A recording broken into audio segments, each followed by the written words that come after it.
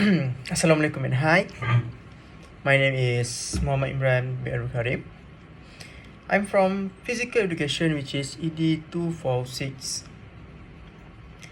So today, I'm going to deliver my persuasive speech entitled "Student Can Use Chat GPT." So before that, my metric number is 2023 1263 and 93. So first of all, I'm going to introduce to you what is ChatGPT really is.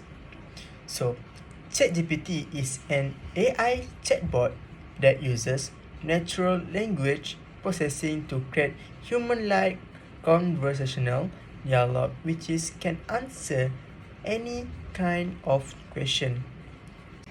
So this is some video explanation about ChatGPT that make you become more understand about what it really is ChatGPT.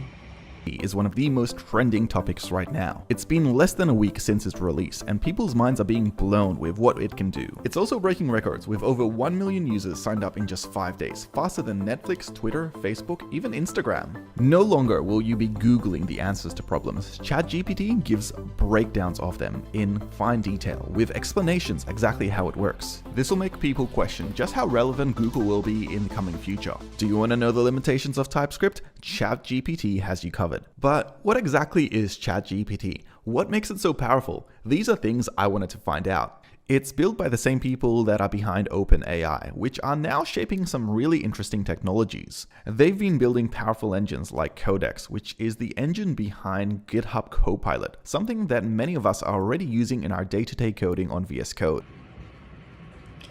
So in my persuasive speech, there is 5 major content that I will explain to you. So first of all is issue, the second one is need, the third one is satisfaction, the fourth one is visualization, and the lastly is action. So we are moving to the first point, which is issue. So there is 3 minor point under the title of issue, which is the first one is a lot of students use ChatGPT for their assignment. ChatGPT become a famous website since pandemic of COVID-19 when the student had to learn online. The last one is the government give permission to the student using the ChatGPT to do their work. So the next point is need. So first and foremost, student will become more lazy. So why I'm saying like that? Because when we talk about ChatGPT is the AI, which is artificial intelligence that can answer all the question. Anything that people ask from ChatGPT, the answer will appear there. Since everything will appear there, this kind of situation will make the student take easy to every assignment or homework that they have. Imagine when every assignment or homework that they have will be solved by the AI, which is the student effort to find the answer by themselves will be decreased due to this kind of artificial intelligence.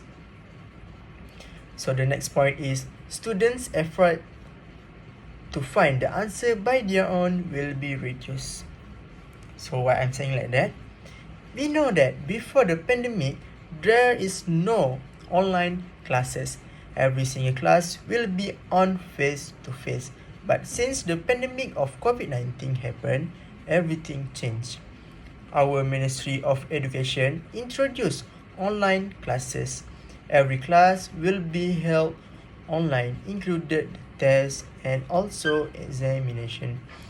From that, students will find everything from the internet, especially using the ChatGPT.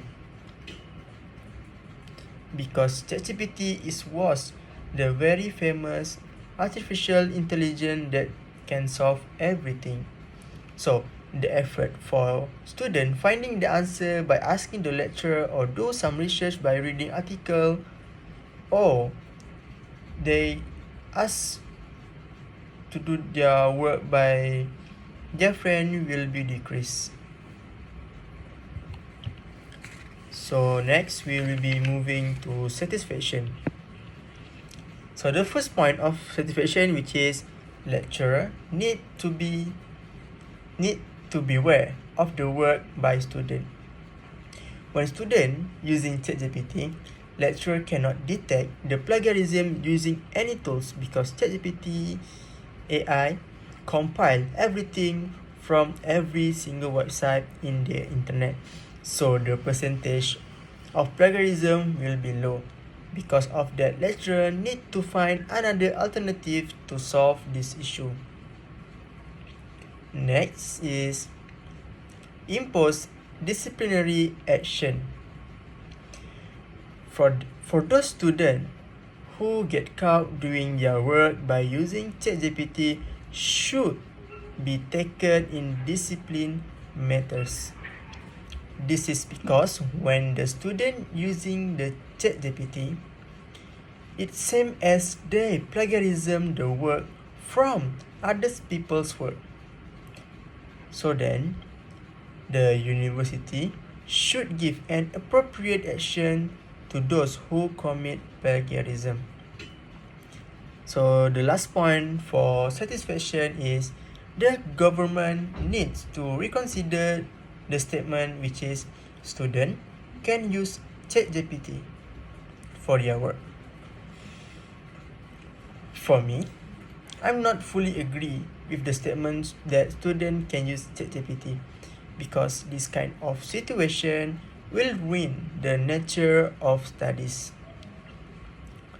For example, student will ask the lecturer less about work because everything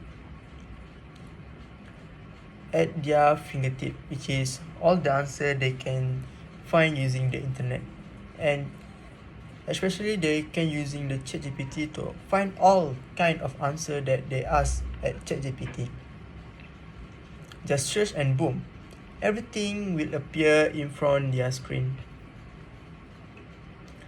So next, we are moving to visualization. So my first point about visualization is can produce quality student.